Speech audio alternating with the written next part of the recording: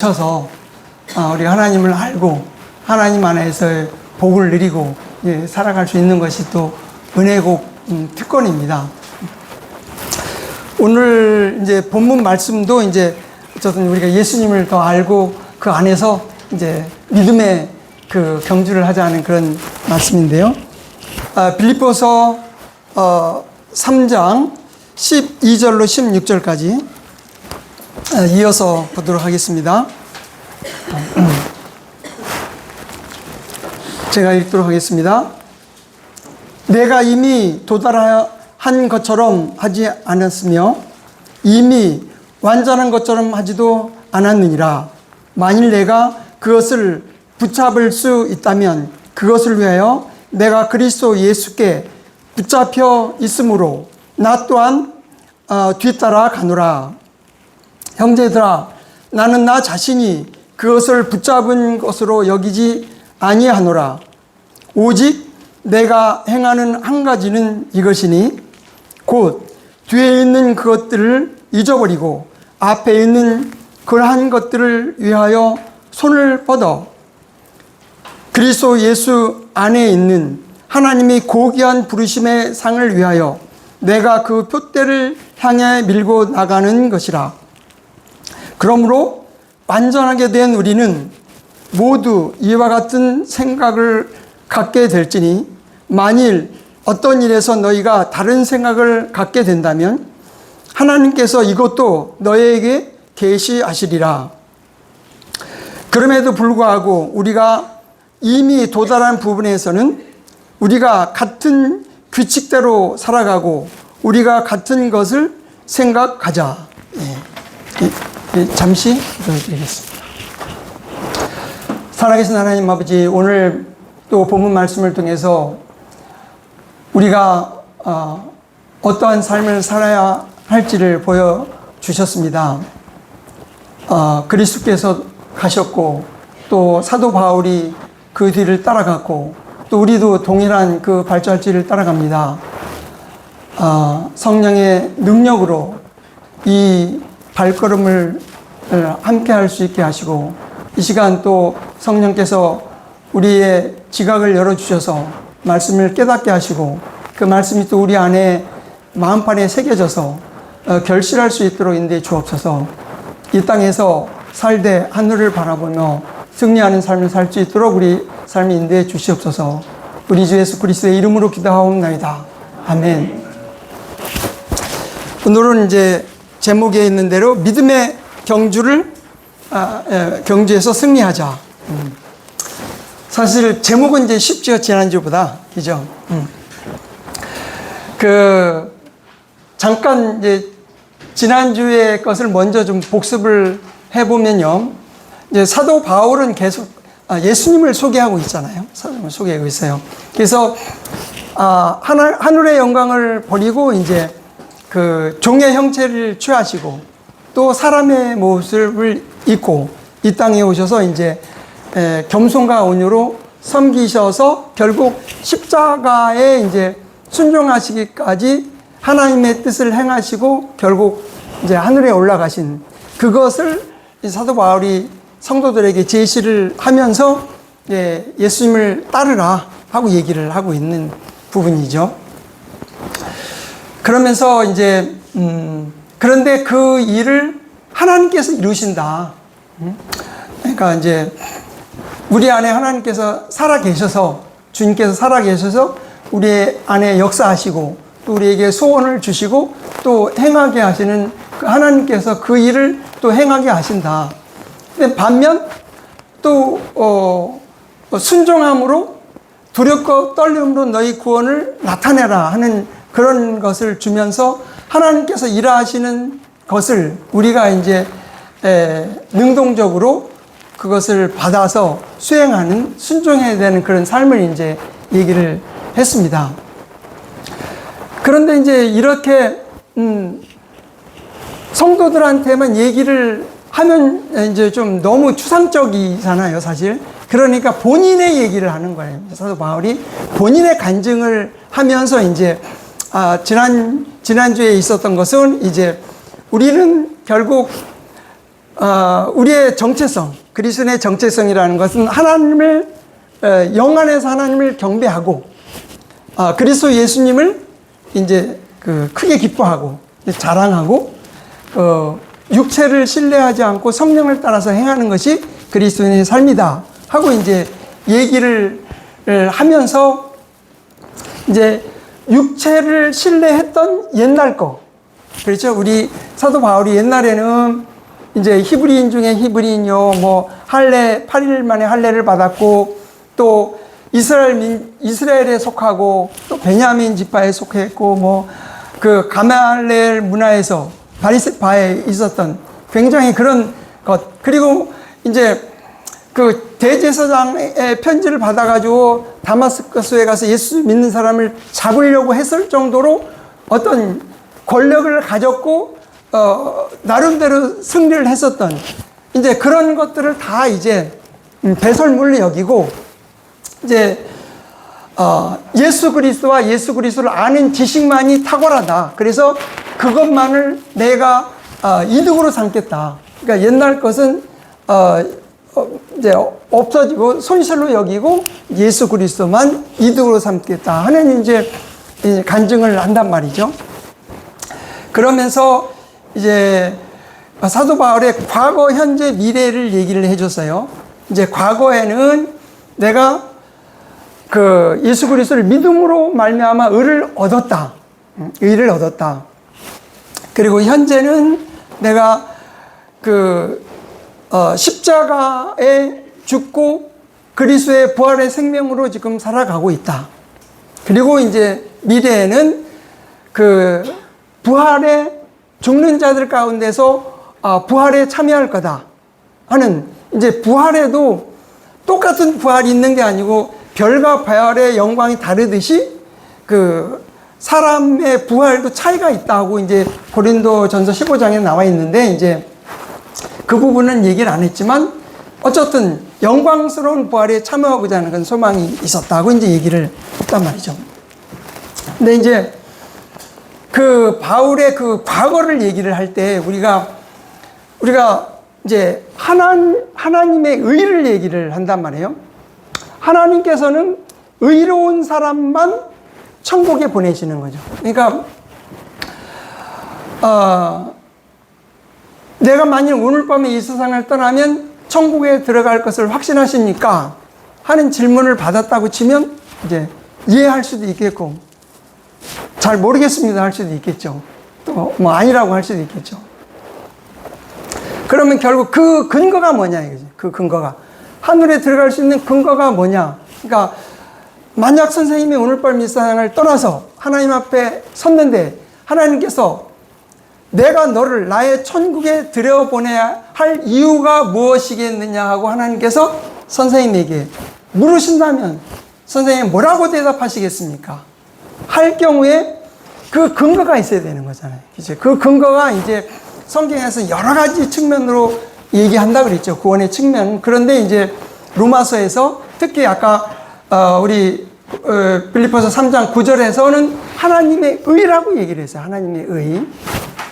그러니까 하나님의 의를 가져야지만 하나님의 천국에 들어간다는 거죠. 하나님의 의를 가져야지만.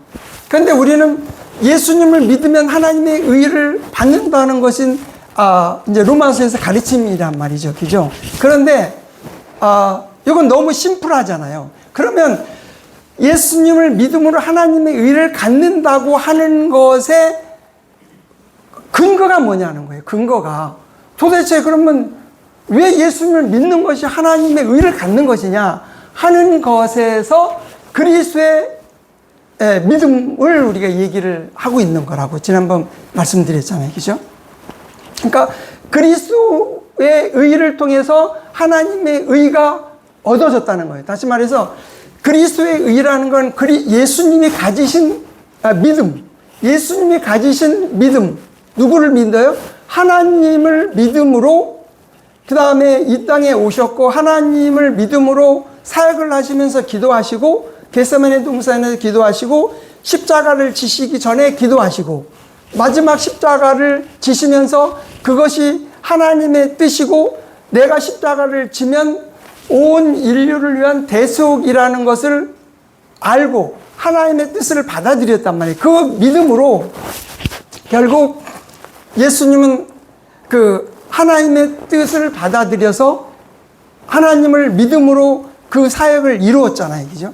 이루어서 하나님께서는 이제 내 아들 예수 그리스도가 이룬 그것이 유일한 의가 되는 거예요.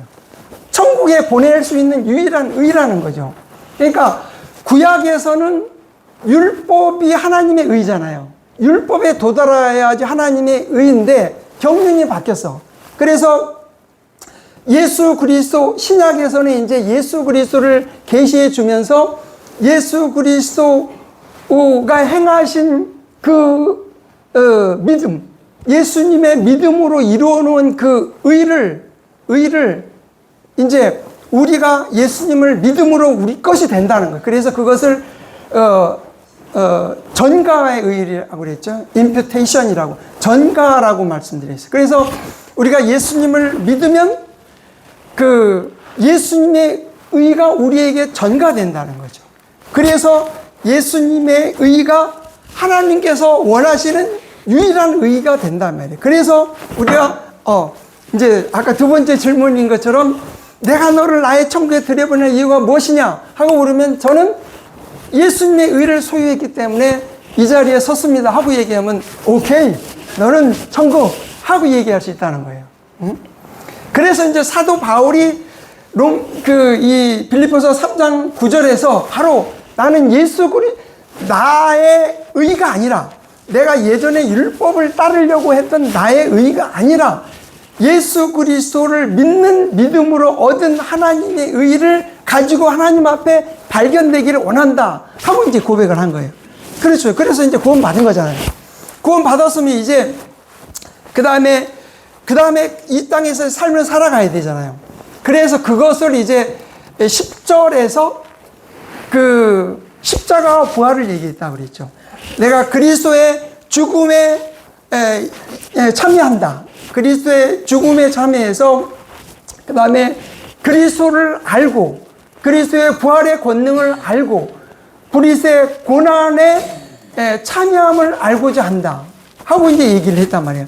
그러니까 그것을 종합해 보면, 그러니까 나는 내 육신을 십자가에 넘기는 것을 끊임없이 하면서 동시에 내 안에 계신 그리스도, 내 안에 나의 생명이 되신 그리스도가 나를 통해서 사는 삶, 그것이 부활의 생명이란 말이에요.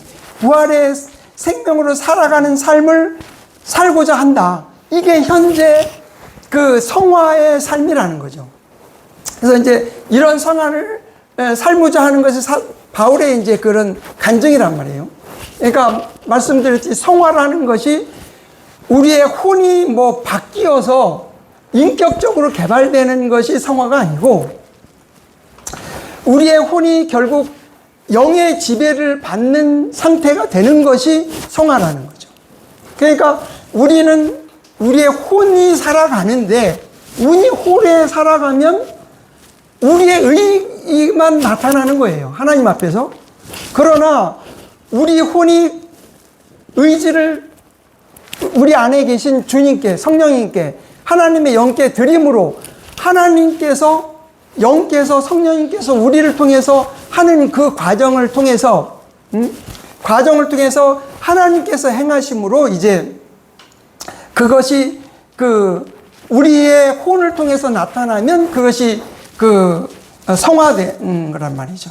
성화라는 게 바로 그거다. 그래서 결국 그 성령의 지배를 받는 것이 성화다. 성화라는 것은 우리의 혼이 성령의 지배를 받는 게 성화다. 또 우리의 혼이 그리스도를 의지하는 것, 그리스도를 신뢰하는 것, 그것이 성화다 하는 거죠. 그래서 끊임없이 우리는 그 빈도를 늘려야 된다는 거예요.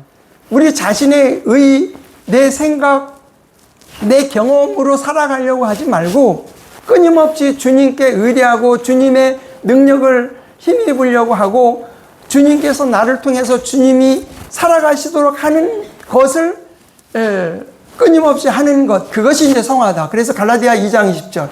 그래서 결국 그리스도인의 삶은 갈라디아 2장 20절로 귀결된다는 거예요. 내가 그리스도의 십자가에 못 박혀 있다. 그럼에도 불구하고 사노라. 이는 내가 아니요 그리스도께서 내 안에 사시느니라니까. 그리스도께서 내 안에 사신다 이 말이죠. 그리스도께서 사시는 삶, 그것이 그리스도인의 삶이다. 그것이 그리스도의 믿음이다. 그리스도께서 내 안에 하나님을 믿는 믿음으로 동일하게 내 안에서 사신다 하는 것은 이제 사도 바울이 고백한 거고, 그렇게 해서 이제 결국은 사도 바울은 그 영광스러운 부활을 참여하고 싶다 하는 거예요. 그러니까 영광스러운 부활에 참여한다는 것은 데살로니가 4장 16, 17절에 있는 이제 그 천사장의 나팔과 하나님의 호령이 있을 때 이제 죽은 자들이 부활하고, 그다음에 살아남은 우리 자들은 이제 호련이 변화돼서 구름 속으로 끌어 올려 공중에서 주를 맞이하는, 그것을 이제 우리의 최고의 그 이제 소망이잖아요. 그래서 이제 그 부활에 참여하고 싶다. 그러니까 누구나 그리스도인이라면 참여하겠죠. 그러나 더 영광스러운 부활에 참여하고 싶다는 것이 이제 사도 바울의 이제 고백이란 말이에요. 그러면 이제 그래서 거기까지가 이제 지난주에 이제 얘기고, 오늘 12절에서 이제 16절까지 특히 12, 13, 14절에서는 이제 내가 사도 바울이 이제 하나님께서 내게 주신 그 경주를 위해서, 목적을 위해서 이제 달려가겠다. 그래서 이제 운동 경기로 이제 비유를 하고 있어요. 운동 경기로. 예, 지난번에 좀 개념이 어려운데 이번엔 좀 쉬울 거예요. 그죠? 아마 운동은 우리가 많이 알잖아요. 요새 월드컵 하고 있죠. 가장 뜨고 있는 사람이 이제 메시인 것 같아요. 그죠? 그래서 저도 이렇게 신문을 보면은 경기할 때마다 메시라는 이름이 나와요. 근데 마지막 이제 결승을 하는 것 같은데, 그 사람이 이제 한 말이 이제 아직 경기는 멈추지 않는다, 뭐 끝나지 않았다, 이런 얘기를 하더라고요. 굉장히 이제 의미 있는 말이에요. 그 한마디이지만 굉장히 의미 있는 말이에요. 그런데 영적으로 사도 바울이 지금 그런 말을 하고 있는 거예요. 여기서 12, 13, 14절에서 바로 그 얘기를 하고 있는 거예요. 우리 제가 메시지를 미리 보내드렸더니 엄선 형제님이 만족한 불만족, 뭐 우리의 정체성을 얘기하는 거다 이렇게 이제 올려주셨는데, 바로 이제 그런 얘기, 이제 그게 위어스비 목사님이 satisfied dissatisfaction 뭐 이런 말을 썼는데, 그것을 이제 번역을 고민하다가 이제 그렇게 번역을 했어요. 그냥 만족한데 불만족이다, 이런 얘기. 그러니까 메시라는 사람이 39살인가 그래요. 그런데 모든 축구계에서 얻을 수 있는 모든 영예를 다 얻었어요. 그럼에도 불구하고 아직 나는 멈추지 않는다. 이거 끝까지 가겠다는 거잖아요. 그래서 스페인하고 마지막 이제 결승에서 이기겠다는 그런 결의를 보여준 건데, 사도 바울이 이제 그런 얘기를 하면서 우리에게 도전을 하고 있는 거예요. 사실 지금 사도 바울은 이제 경기를 보고 있는 것 같은데, 올림픽 경기를 보고 있는 것 같아요. 그러니까 스페인가 아니 로마 시대에 이제 경기를 많이 하잖아요, 그죠? 로마 이전에 시대가 누구죠?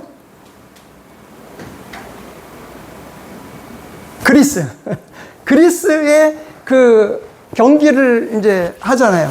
그래가지고 대표적인 경기가 올림픽이잖아요. 올림픽 경기를 하게 되면 마지막에 그 하이라이트가 마라톤이죠, 그죠? 그래서 마라톤을 맨 마지막 날 한단 말이에요. 마지막 날 하는데, 지금 사도 바울이 이 마라톤을 이제 머릿속에 염두에 둔 것 같아요. 뭐, 다른 경기일 수도, 마라톤이라는 말은 없는데, 이렇게 그냥, 이렇게 읽어보면 상황이 마라톤을 이제 묘사하는 걸로 이제 보이는데요. 마라톤을 일단 할 때 그 마라톤 코스가 49.195km인가 그래요. 이제. 그래서 작년에 것을 한번 바로 직전에 걸 보니까 2시간 바로 못 미쳐서 이제 우승자가 나왔더라고요. 그러니까 한 2시간 정도 걸리는 것 같아요. 그러니까 이제 이 올림픽에 마라톤을 하는 사람들을 보면은 이게 뭐 좀 뚱뚱한 사람이 없죠. 이게 좀 체중이 작죠. 그걸 하기 위해서는 그러니까 그 장거리하고 단거리하고 다른 것 같아요. 이 선수가 단거리는 굉장히 막 근육이 있는 사람들인데 장거리 하는 사람은 좀 약간 이제 그 날씬한 사람들이에요. 그러니까 그만큼 그 장거리 경기를 위해서는 몸을 자기 절제를 해야 된다는 거. 몸을 통제하고 몸을 훈련하고 이런 과정을 거쳐야 되는 거죠. 42km를 달리기 위해서는 그러니까 이제 몸 무게가 나가면 이게 호흡이 가빠져서 쉽게 달리지 못하니까 어쨌든 그러면서 이제 자기를 절제하면서 훈련을 하면서 그 다음에 그 포기하지 않아야 되는 거죠. 포기하지 않아요. 그러면 경기를 하는 사람들이 왜 경기에 참여하겠어요? 결국은 우승하기 위해서 가는 거잖아요. 그죠? 우승하는, 그냥 마지막 이제 월계관을 쓰기 위해서 이제 경기에 참여하는데 사도 바울이 이제 나도 영적인 면에서 그 경계를 해서 그리스도 앞에서 월계관을 받고 싶다 하는 얘기를 하고 있는 거죠. 사도 바울이. 그래서 이제 오늘 이 본문을 얘기를 하고 있는 거예요. 그러면 한번 본문을 또 보겠습니다. 12절, 3장 12절이요. 내가 이미 도달한 것처럼 하지 않았으며, 그 다음에 이미 완전한 것처럼 하지도 않았느니라. 다만 내가 그것을 붙잡을 수 있다면 그것을 위하여 내가 그리스도 예수께 붙잡혀 있으므로 나 또한 뒤따라 가노라. 그러니까 도달한 것도 아니다. 그러니까 과정이라는 얘기죠. 그 다음에 완전한 것처럼 하지도 않는다. 그러니까 아직 완전하지도 않다는 거죠. 그죠? 완전하지도 않다. 그 다음에 붙잡을 수만 있다면, 그랬으니까 아직 붙잡은 것도 아니죠. 붙잡기 위해서 간다는 거예요. 그 다음에 내가 뒤쫓아 가노라.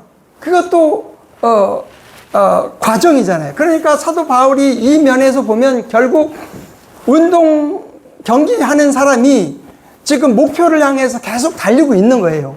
그러니까 목표 지점, 상을 위해서 계속 나가는 거란 말이죠. 계속 나가는 거예요. 그러면 이미 도달한 것처럼 하지 않는다. 그래서 이것을 만족하기는 하는데, 하나님께서 내게 주신 은혜로 만족하기는 하는데 현재 상태에서 안주를 하지 않는다는 거죠. 현재 상태에서 안주하지 않고 끊임없이 달려간다. 이제 저는 개인적으로 제가 이제 구원받고서 하나님께 드린다고 해서 신학교 갔었거든요. 그리고 나서 이제 공부를 마쳤는데 더 공부를 하고 싶어서 이제 야간 다니면서 또 공무원 생활하면서 했다고 그랬잖아요. 근데 신학원 마쳤는데 이제 상을 준다고 그래요. 그래서 어쨌든 3등을 했다는 거예요. 그랬는데 그 당시에 학원을 가는데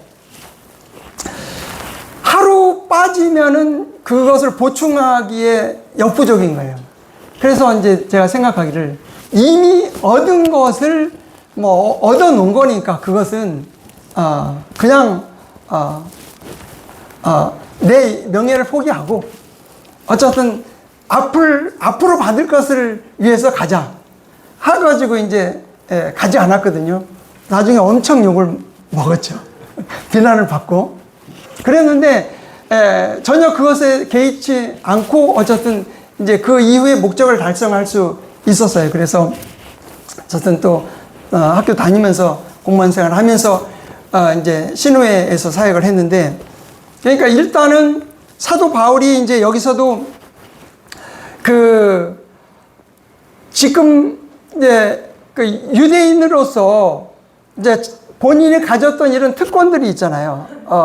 이제 뭐 이득이었던 것들, 유대인이었고 바리새인이었고 그다음에 이런 율법의 를 추구했고 또 열심으로는 바리새인이었고 이런 것들을 이제 이런 것들이 있었으면서도 이것에서 이제 만족하지 않고 그다음에 지금 이 상태에서는 빌립보서는 지금 로마 감옥에 갇혀 있는 상태라고 그랬잖아요. 로마 감옥에 갇혀 있는 이런 상태에 있다는 것은 이미 1차, 2차, 3차 선교 여행을 마친 상태거든요. 마친 상태에서 이 서신을 썼단 말이죠.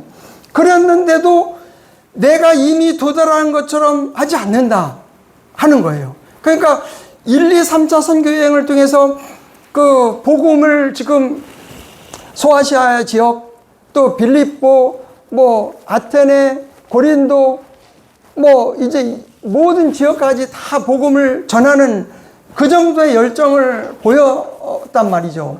그 다음에 여러 가지 많은 기적들도 행하고 그랬음에도 불구하고 도달하지 않았다. 더 나가려고 하는 그것. 그러니까 이런 성취에도 불구하고 더 나가겠다는 이런 이제 의지를 보였단 말이죠. 그래서 이것을 그러니까 신성한 불만족, 거룩한 불만족, 이런 것으로 이제 우리가 이런 자세로 갔다 하는 것을 우리가 볼 수 있어요. 그리고 완전한 것처럼 하지도 않는다. 우리가 그리스도 안에서 완전해지는 것은 사실 언제죠? 완전해지는 것은 언제냐 하면 몸의 구속이 됐을 때가 완전해지는 거죠. 그죠? 우리가 전에 말씀드렸듯이 우리가 예수 그리스도를 영접한다 하는 것은 우리 영이 살아난다고 그랬죠. 예수님이 생명이기 때문에 우리가 영이 살아난다. 그래서 예수님의 생명 우리 안에 거하신다 하는 것이고 우리 혼이 그다음에 우리 혼은 그 죄의 형벌에서 벗어났다. 그래서 혼이 구원받았다 하는 거 얘기죠. 그다음에 우리 몸은 이제 구속을 기다린다. 그리스도의 그 변화된 모습처럼 그리스도의 모습처럼 우리 몸이 변화되는 것. 그것을 이제 완전한 것으로 묘사하고 있는데 우리는 지금 혼은 구원을 받았지만 아직 성화의 과정에 있는 거잖아요. 그죠? 그러니까 구원을 받은 거예요. 혼이 구원을 받았지만 성화의 과정이 있다. 아까 말씀드렸듯이 우리의 혼이 성령의 통제를 계속 받는 이런 삶으로 이제 이런 과정이 있다 하는 거죠. 그래서 완전하게 도달하지 않은 거죠. 이 부분에 있어서는. 그 다음에 붙잡을 수만 있다면 목표를 이룰 수만 있다면 내가 붙잡겠다. 그런데 이제 사도 바울이 붙잡으려고 하는 그런 목표가 있어요. 그죠?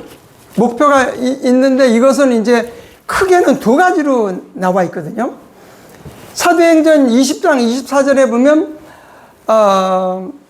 나의 달려갈 길과 주 예수 그리스도께 받은 사명 곧 하나님의 은혜의 복음을 증거하는 일을 마치려 하면은 나의 생명을 조금도 아깝게 생각지 않는다 하면서 이제 그 하나님의 은혜의 복음을 증거하는 그 사명을 위해서 달려가는 그런 측면이 있잖아요. 그죠? 그것이 이제 하나의 측면이고, 또 하나는 사도 바울이 얘기하는 것이 그리스도의 충만하심에 장성한 분량까지 이르겠다 하는 것. 그러니까 에베소 4장 13절에 있는 것, 그리스도의 충만하심에 장성한 분량까지 이르는 것, 그것이 목표로 하고 있단 말이에요. 그래서 또 그 로마서 우리가 8장 28절, 29절, 30절에 또 보면 그 하나님을 사랑하는 자 곧 뜻대로 부르심을 받은 자들에게는 모든 것이 합력하여 선을 이룬다 하고 얘기했잖아요. 선을 이루는데 하나님께서는 미리 아신 자들을 예정하시고 그들을 부르셔서 아들의 형상을 본받게 하기 위해서 이제 그 부르셨다 하고 말씀하신다. 그러니까 우리를 부르신 것은 바로 아들의 형상을 본받게 하기 위하다. 그러니까 사도 바울이 목표하는 것은 뭐냐면 본인은 하나님의 은혜의 복음을 증거하기 위해서 달려가는 그 목표가 하나 있고, 그 다음에 인격적으로 그 다음에 그리스도의 충만하심에 장성한 분량까지 이르는 것, 그것이 이제 완전한 그 성숙에 이르는 것, 두 가지 목표가 있단 말이죠. 그것을 위해서 이제 달려가는 거예요. 그래서 성경이 주신 목적도 바로 그거예요. 우리가 디모데 후서 3장 16, 17절에 보면 모든 성경은 하나님의 감동으로 된 것으로, 그 다음에 교리와 책망과 바르게 함과 의로 교육케 하기에 유익하니, 그 다음에 뭐라 그랬어요? 이는 하나님의 사람으로 온전케 하며 모든 선한 일을 행하기에 온전케 하려 함이라. 그렇죠. 어쨌든 양해를 구하는 것은 제가 외운 것들은 대부분 예전 성경이라는 것을 이해하시고 이제 정확한 것은 우리 표준 킹제임 성경으로 외우시기를 바랍니다. 대처가 잘 안 돼서 전에 걸로 말씀드리니까. 그래서 바로 이제 성경을 주신 목적 자체가 교리와 책망과 바르게 함과 의로 교육하는데, 결국은 하나님의 사람으로 온전케 하고 모든 선을 행하기에 온전케 하는 거, 바로 사역과 인격이라는 거예요. 사역과 인격. 그래서 그리스도의 사역과 인격을 내가 담기로 한다는 것이 사도 바울의 고백인 거예요. 그래서 그래서 12절에 보면은 내가 그리스도 예수께 붙잡혀 있으므로 나 또한 뒤따라 가노라. 사도 바울이 언제 예수님께 붙잡혔어요? 그렇죠. 다마스커스에서 붙잡혔죠. 다마스커스에서 그 도상에서 예수님께서 이제 나타나셔서 그에게 이제 내가 왜 나를 핍박하느냐 하면서 교회를 핍박하는 바울을 부르셔서 결국은 회개케 하셔서 이제 그 사역을 하게 되면서 이제 이방인의 사도로 이제 부름을 받고 쫓아가는. 그래서 여기 쫓아간다고 그랬죠. 뒤따라간다. 그러니까 우리가 예수 그리스도라고 그러죠. 그리스도. 그러면 그리스도인은 영어로 뭐라고 그러면 크리스찬이라고 그러잖아요. 크리스찬. 그러면 IAN이 붙인 거예요. 크라이스트라는 말 뒤에 IAN이 붙인 거예요. 그러면 IAN이라는 것은 어떤 뜻이냐면 그 무엇의 특성을 담는 거라는 뜻이고, 무엇의 특성을 담는 것. 그러니까 그리스도의 특성을 담는 사람이 그리스도인인 거죠. 그래서 다른 말로는 작은 예수, 그리스도를 따르는 자, 그리스도의 특성을 담는 자가 결국 그리스도인인 거예요. 결국 그러니까 우리가 그리스도인이다 한다는 것은 뭐냐면, 그리스도를 따른다는 것은 그리스도를 담는 것이 그리스도인인 거예요, 사실. 그러니까 구원받는 것은 기본이잖아요. 구원받는 것은 출발점이고, 그 다음 단계가 그리스도를 담는 것이 결국 그리스도인의 삶이라는 거죠.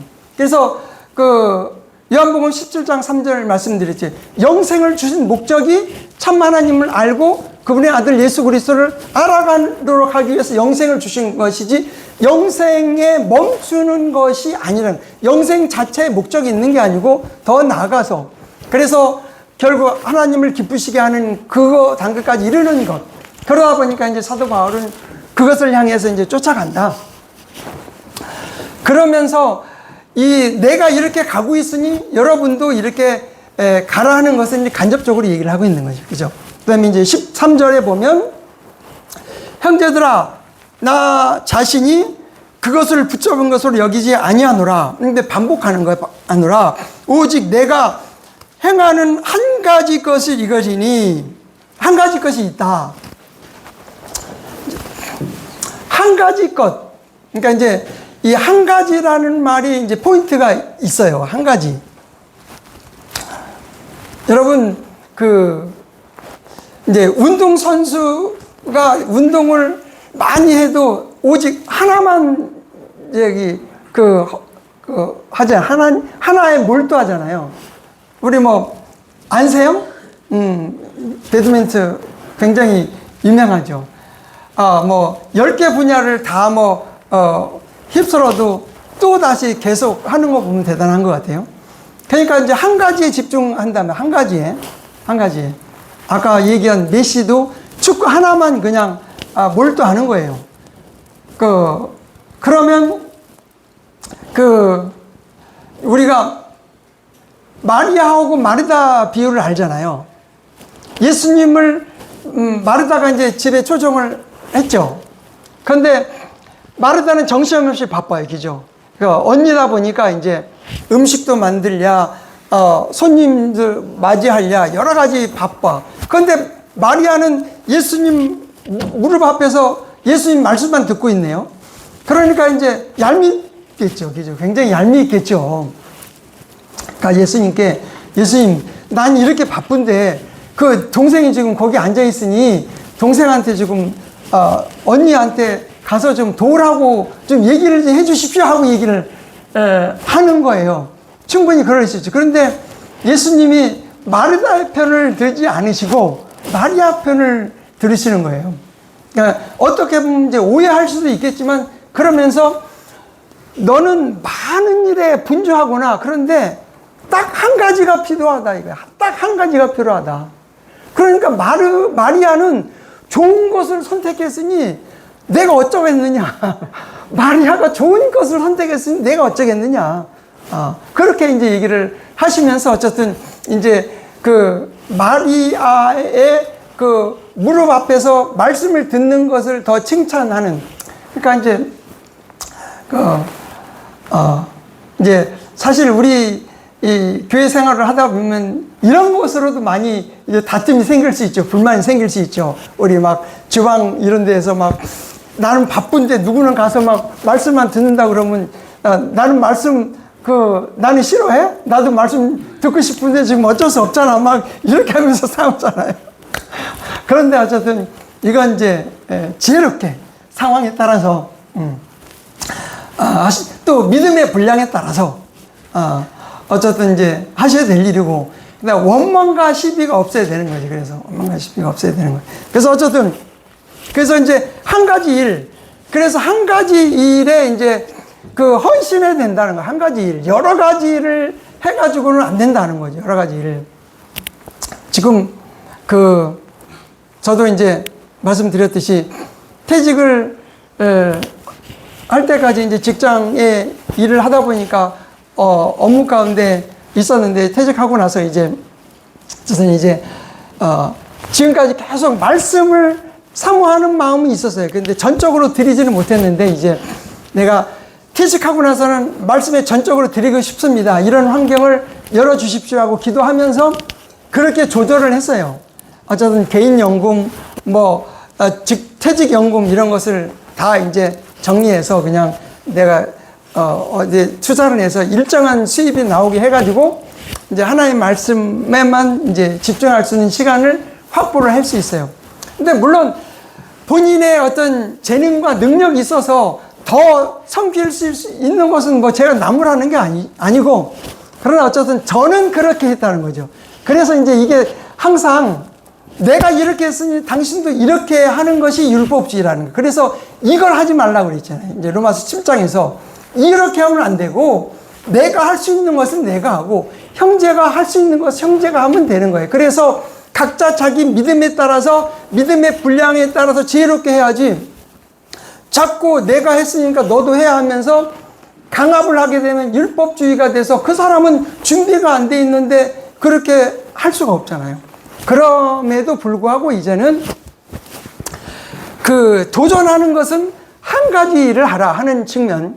근데 이제 여기서 지난번에도 말씀을 드렸는데 사실은 그 하나의 말씀을 보고 기도하고 이것만 영적인 일이라고 생각하면은 안 된다는 거죠.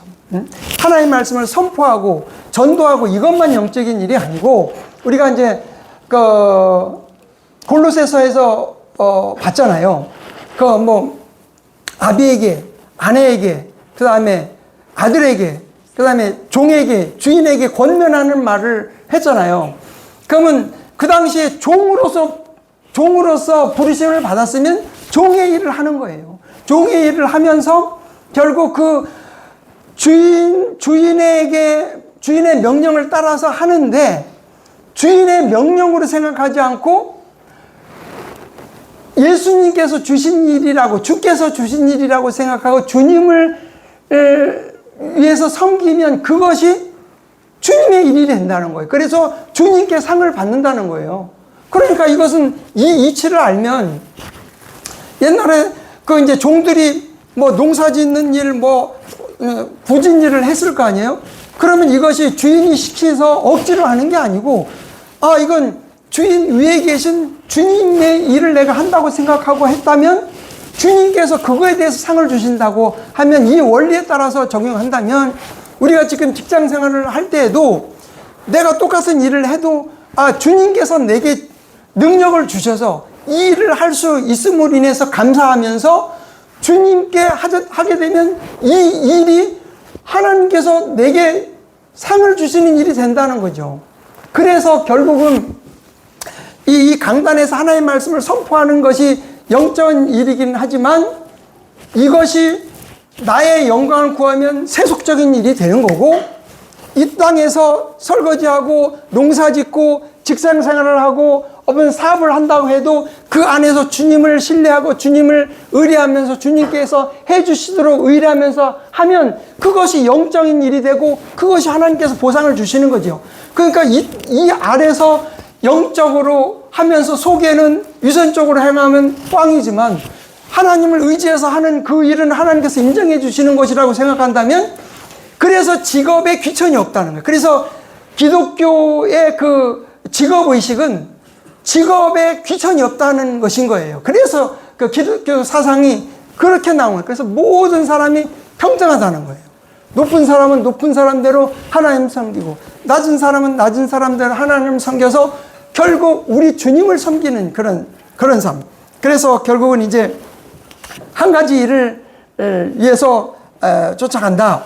그래서 뒤에 있는 것들은 잊어버리고 앞에 있는 그것을 향하여 손을 뻗는다. 뒤에 있는 것을 잊어버린다는 거 아까 말씀드렸지. 사도 바울이 자기의 특권, 선교 여행을 통해서 했었던 그런 것들은 이제 내가 이루었던 것은 잊어버리고 이제 앞에 있는 그것들을 향한다는 것은 뭐예요? 방향성이죠. 향하여 손을 뻗는다.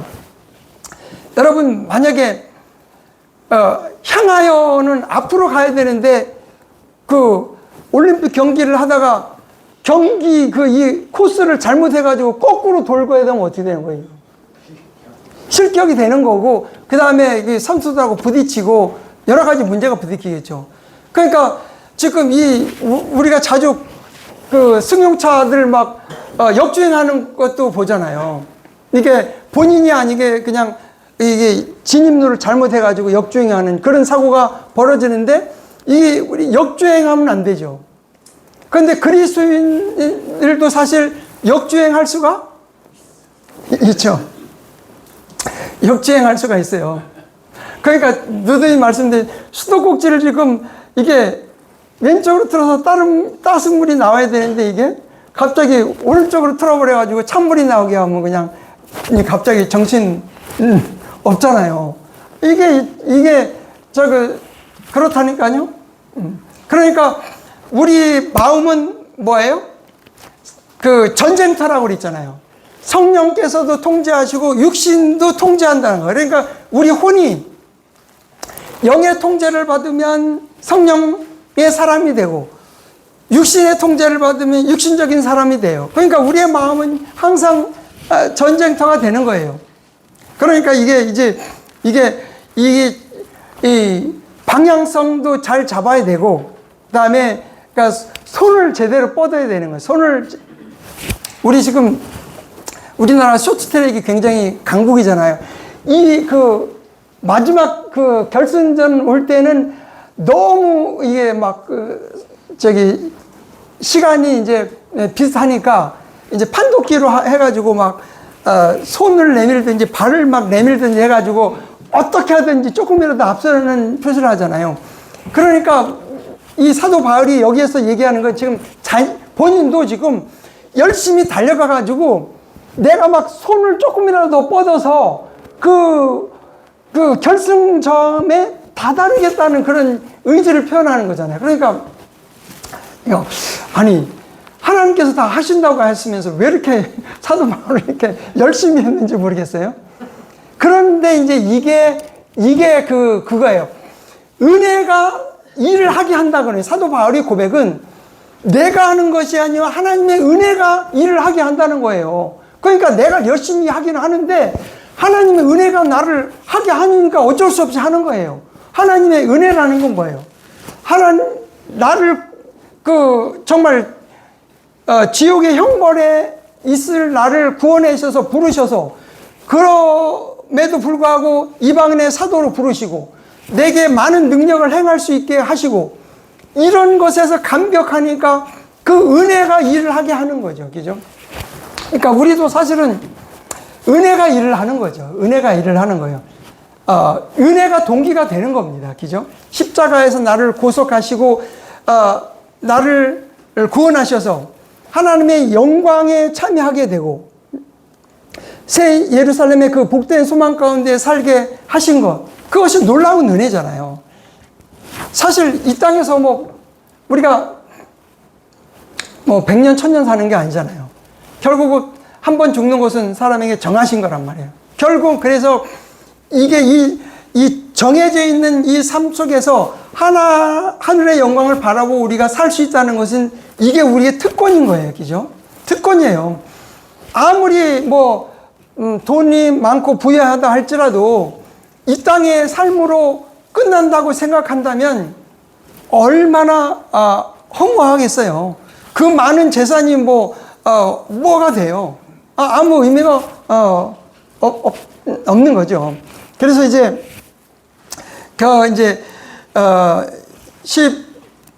13절에 그래서 이제 손을 뻗는다.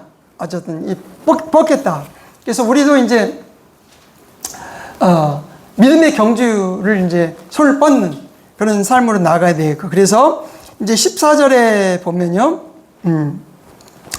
그리스도 예수 안에 있는 하나님의 고귀한 부르심의 상을 위하여 내가 그 표대를 향해 밀고 나가는 것이라. 이제 14절이 굉장히 이제 포인트인데요. 부르심의 상. 부르심이라는 건 뭐냐면 그 소명이라고 하잖아요. 부르심을 되게 소명이라고 그래요.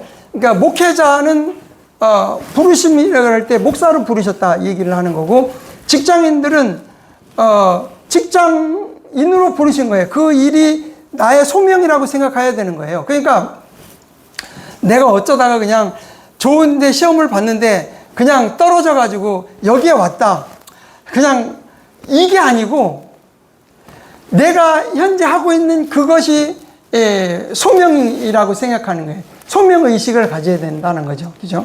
그래서 마치 그냥 소명 그러면은 그 목사들이 그냥 하나님께서 나를 그 목사로 부르셨다고만 생각해가지고 자기만 거룩한 것처럼 이렇게 생각하고, 직장에서 일하는 사람들은 소명이 아닌 것처럼 하는 것은 좀 우스운 거죠. 우스운 거예요. 그래서 이제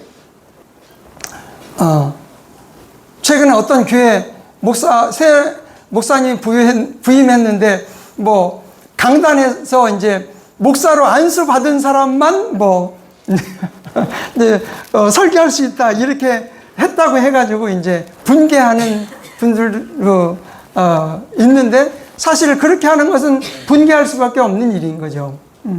그러면 옛날에 다 그 안수받고 한 것도 아니고, 그 다음에 이제 경건한 삶을 살고 있는 형제교회 이런 데서도 다 돌아가면서 하기도 하고. 근데 어쨌든 그 소명을 받고서 정말 일평생 헌신한 그것을 나무라는 게 아니고, 그 다음에 결국은 그 은사에 따라서 이 교회를 섬기도록 하기 위해서 하나님의 선물로 주신 것을 마치 특권인 것처럼, 특권의식을 가지는 것은 성경적이 아니다 하는 것을 얘기하는 겁니다. 그래서 어쨌든 이제 부르심이라는 것은 결국 목사만 부르신 게 아니고 그 자기가 하고 있는 그 위치에서 부르심을 받은 거죠. 그래서 학생들은 내가 이제 공부를 해서 사회인으로서 또 하나님의 영광을 돌리기 위해서 어떤 일을 할 준비를 하는 거예요. 그 일에 부르심을 받는 거예요. 그래서 그런데 이제 그 일 자체가 목적이 되는 게 아니고 그 일을 통해서 하나님의 영광을 나타낼 수 있는 하나의 수단이 되는 것이고, 목사는 여기서 프리치함으로 하나님께 영광을 돌릴 수 있는 하나의 수단이 되는 것이고, 직장인은 그 직장 일을 통해서 하나님께 영광을 돌릴 수 있는 하나의 수단이 되는 것이지, 마치 설교하는 것, 마치 말씀 보는 것, 마치 전도하는 것, 그것만 영적인 일이라고 생각하면 집에서 설거지 하는 것은 뭐 그냥 힘이 없어서 밀려가지고 와이프한테 밀려가지고 저기 설거지 하는 게 아니잖아요. 내가 어쨌든 이 설거지 하는 것도 영적인 일이 되는 거죠. 마음먹기에 달려서 마누라를 기쁘게 함으로 내가 주님을 섬긴다고 생각하고 설거지 하게 되면 영적인 일이 되는 것이고, 저 괘씸한 마누라 자기가 할 것을 나한테 시킨다고 생각하면 그것은 육적인 일이 되고 실컷 고생해놓고 하나님 앞에서 빵점이 되는 거고 그렇잖아요. 그러니까 마음먹기에 달린 거예요. 마음먹기에 달린 거예요. 인생 마음먹기에 달렸다고 얘기한 것처럼 신앙도 마음먹기에 달려있는 거예요. 결국은 왜냐하면 믿음에 따라서 행하라, 믿음에 따라서 행하라 하는 거예요. 그래서 이제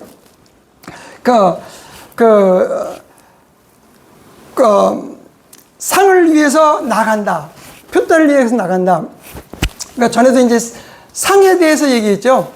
우리가 구원은 예수 그리스도를 믿음으로, 하나님의 의, 그리스도의 의를 성취함으로, 그 다음에 예수님을 영접해서 거듭남으로 이제 구원을 받았어요.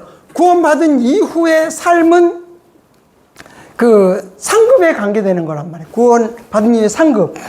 상급이라는 큰 틀 안에 이제 상이 있어요. 상이 있어요. 여기서 상은 이제 프라이즈라고 되어 있어요. 이제 상은 프라이즈라고 되어 있는데, 이것은 운동선수가 막 달려가서 1등 하는 거, 그것을 프라이즈라고 돼 있고, 그 다음에 보상을 해준다는 건 큰 틀에서는 리워드라고 돼 있거든요. 보상을 해준다. 그러니까 보상이라는 것 안에 상이 있고, 그 다음에 또 칭찬이 있고, 보상이라는 게 칭찬도 있고, 그 다음에 그 면류관, 왕관 있잖아요. 저는 5개, 성경에서 말하는 5개의 왕관이 있잖아요. 그러니까 썩지 않는 면류관 또는 왕관. 썩지 않는 왕관은 뭐예요? 우리가 절제를 하면서 경건한 삶을 살아가는 것, 그것의 결과로 우리가 받을 수 있는 게 썩지 않은 면류관이다. 그러면 우리도 썩지 않는 면류관을 받을 수 있다는 거예요. 우리가 육신을 절제하고 성령의 통제를 받으면서 경건한 삶을 살려고 하면 그것이 썩지 않는 면류관을 우리에게 받을 수 있는 거란 말이죠. 그 다음에 기쁨의 면류관. 기쁨의 면류관은 뭐예요? 우리가 영혼을 구령을 해서 얻었을 때 그것은 기쁨이 있잖아요. 그것의 기쁨의 면류관. 그 다음에 의의 면류관은, 기쁨의 면류관은 우리 표킹에서는 이제 환희의 면류관. 저 환희라는 말이 더 좀 멋진 것 같아요. 환희의 면류관. 그 다음에 의의 면류관이라고 되어 있죠. 의의 면류관은 주님의 오심을 사모하면서 내가 순결하게 살아간다면 주님께서 주시겠다고 얘기한 의의 면류관. 그 다음에 생명의 면류관.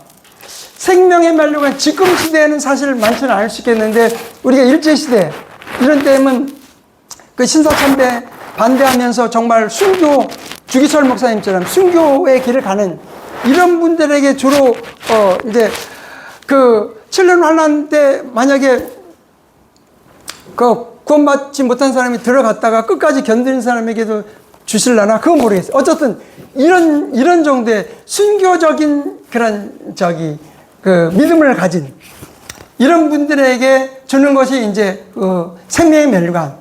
그다음 마지막에 영광의 면류관.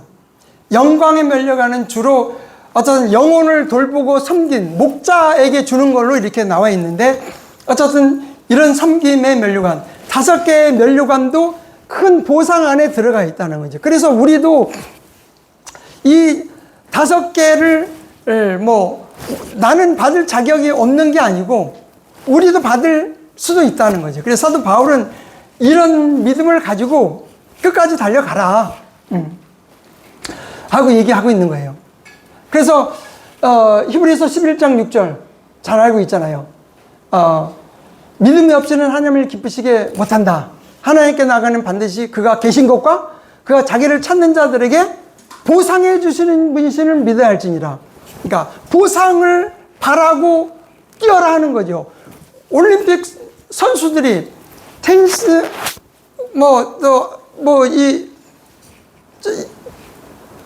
여러 가지 경기를 하는 사람들이 왜 그 어려운 경기를 하냐면 바로 보상을 바라고 한단 말이에요. 그러니까 그리스도인의 이 믿음의 경주도 보상을 바라보고 그리스도의 그 심판석에 내가 임할 때 하나님께 무엇으로 내가 회개보고를 할 것인가를 생각하고 살아가라 하는 거예요. 결국은 그리스도인의 이제 우리가 바라보고 나갈 것은 그거밖에 없는 거예요. 이 땅에서 최선을 다해서 사십시오. 그러나 주님을 의지하면서 사시고 주님께서 해주시도록, 주님께서 이 일을 해주시도록, 주님께서 성취해 주시도록 하면서 살고, 그러면서 빛과 소금을 나타내는 그런 삶을 살아가면서 어쨌든 하나님의 보상을 바라고 살아가라 하는 것이 이제 사도 바울의 이제 가르침인 거죠. 이제 15절에 그러므로 완전하게 된 우리는, 여기서 이제 완전하게 되는, 아까는 완전하게 되지 않았다 그랬는데 여기서 완전하게 된 우리는 이라는 말은 여기서의 완전은 이제 성숙이라는 말인데, 완전이라는 말이 이제 여러 가지 의미가 있는데, 성숙. 아까 첫 번째 완선은 몸의 구속을 통해서 이제 하나님 앞에서 완전해진 그런 모습을 말하는 거. 여기서는 그것에 이르지 않았다고 얘기한 거고, 여기서는 완전하게 된 우리는 이라는 거 하면 이제 성숙한 생각을 가진 우리는, 다시 말해 영적인 생각을 가진 우리는, 영적인 생각이 뭐예요? 지금 그 12절부터 쭉 얘기한 것이 영적인 생각인 거예요. 그러니까 구원 받았으니 이제는 그 십자가의 부활을 통해서 예수님을 알고 부활의 능력을 경험하고 고난에 참여하고 이런 삶을 살아가는 거. 그 다음에 뒤에 것을 잊어버리고 앞에를 향하여, 풋대를 향하여, 그리스도를 향하여 쫓아 나가는 이런 것이 성숙한 상태다. 그러니까 이런 성숙한 상태에 이제 이른 우리는 그런 뜻이죠. 그래서 이제 이와 같은 생각이 갖게 될지니, 그래서 이제 지금 얘기한 그런 생각을 가지게 되는데, 성숙한 사람이 이제 그런 생각을 가게 된다. 목표의식을 가지고, 그 다음에 거룩한 불만족을 가지고 만족하되 불만족인 상태.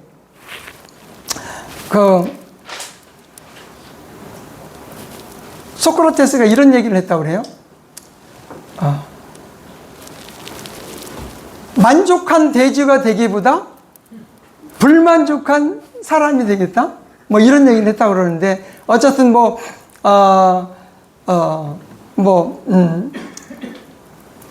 이 사도 바울이 추구했던 것이 이제 그런 의미일 수도 있는 거죠.